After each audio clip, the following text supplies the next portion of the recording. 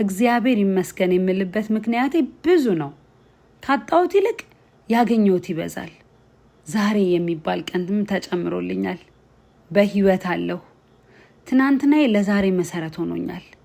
ትናንት እንቅፋት የሆኑብኝ ነገሮች በሙሉ ዛሬ ላይ ላለሁት ለእኔ መሰረት ሆነውኛል። ደግሞም ጠንካራ አድርገው ሰርተውኛል። ተመስገን። በህይወት ስለመኖሬ ተመስገን። ስለ ነገም ሳስብ የማምነው ፈጣሪን ነው።